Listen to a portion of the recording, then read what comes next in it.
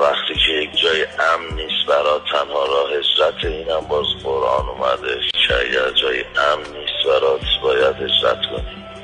و همونطور که این گونه از مسئولینی که گفتم منو تهدید میدونم برای کشور، من همینا رو تهدید میدونم برای سلامتی خودم و میدونم که اگر خارج از زندان هم بیام چندین نفر همیشه دور من جمع میشن برای عکس و سلفی و اینا، اونو تبدیلش میکنن به یک اختشاش و چند نفر زخمی میشن.